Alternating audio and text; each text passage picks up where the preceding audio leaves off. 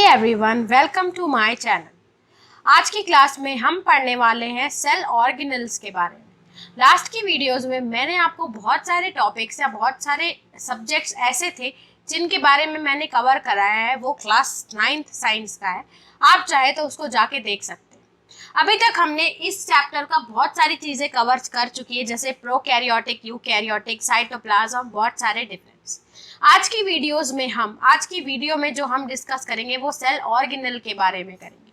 Cell organelle होता क्या है? वैसे भी अभी तक आपने जो पढ़ते आए हैं उसमें बहुत बार नाम सुना होगा सेल ऑर्गेनल्स का। आपको ये समझना है कि सेल ऑर्गेनल क्या है। तो मैं आपको बता दूं, सेल ऑर्गेनल मतलब, एक स्टोरी से मैं आपको समझाती हूँ। फॉर एग्जाम्पल, अगर आपने एक ऑफिस खोला जिसमें, फॉर एग्जाम्पल, अगर आपने एक कुकिंग स्टोर खोला, कुकिंग स्टोर खोलने के लिए आपको अलग अलग डिशेस रखनी थी, इंडियन, मराठी, अलग अलग फूड रखना था, फ्रेंच, चाइनीज, बहुत सारे। लेकिन एक इंसान को क्या वो सब बनाने आता होगा? नहीं आता होगा। इसके लिए आप अलग अलग कुक को अपॉइंट करते हैं जो कि अलग अलग डिशेस बनाते हैं।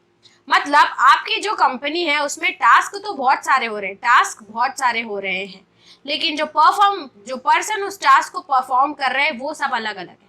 वैसे ही एक फैक्ट्री को चलाने के लिए उसमें बहुत सारे डिपार्टमेंट्स होते हैं, पैकेजिंग, लेबलिंग के सारे अलग डिपार्टमेंट होते हैं। ओके, वो सारे काम एक जन नहीं करता, अलग अलग करते हैं। वैसे ही हमारी बॉडी रहती है, बॉडी में बहुत सारे डिफरेंट टास्क होते हैं, जैसे कि ब्लड क्रिएट करना, एनर्जी, प्रोटीन्स प्रोवाइड करना, रेस्पिरेशन, डाइजेशन, बहुत सारे फंक्शंस ऐसे रहते हैं जो हमारी बॉडी परफॉर्म करती है, जो कि एक सिस्टम नहीं कर पाता। हमारी बॉडी में अलग अलग डिफरेंट पार्ट्स हैं, वो फंक्शन परफॉर्म करते हैं। वैसे ही एक सेल में बहुत सारे केमिकल रिएक्शन होते हैं, बहुत सारा ऐसी एक्टिविटीज होती है।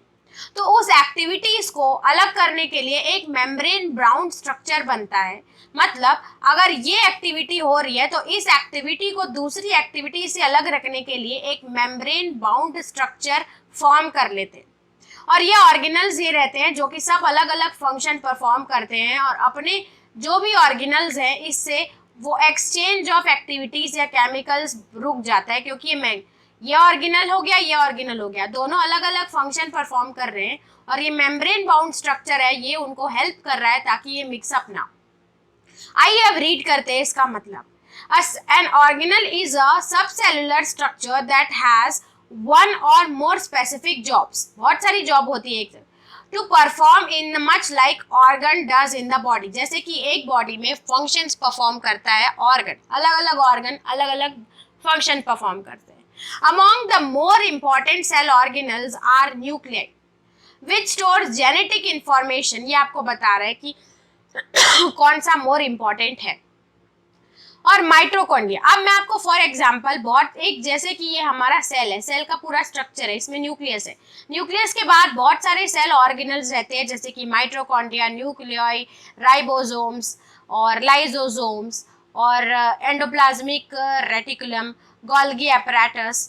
ये देखो, cell membrane bound structure, this structure perform specialised function within themselves. ये पूरे सेल मेम्ब्रेन बाउंड स्ट्रक्चर हो जाते हैं, मेम्ब्रेन से अलग हो जाते हैं, और जो ये फंक्शन परफॉर्म करते हैं ये इन्हीं तक ही रहता है। इसको बोलते हैं सेल ऑर्गेनल्स, जो कि अलग अलग फंक्शंस परफॉर्म करते हैं, और वो फंक्शंस इन्हीं में ही बाउंड रहे, उसके लिए उनके पास क्या रहते हैं? मेम्ब्रेन रहते हैं। तो नेक्स्ट, अभी तक हमने पढ़ा मीनिंग ऑफ सेल ऑर्गेनल्स की। ये जो डिफरेंट ऑर्गेनल्स है, जैसे कि Golgi apparatus, lysosomes, endoplasmic reticulum, ये हम लोग पढ़ेंगे नेक्स्ट की वीडियोस में। आप इसको रिवाइज करो, तब तक मैं आपको बताती हूँ कि एंडोप्लाज्मिक रेटिकुलम होता क्या है। तब तक के लिए बाय बाय।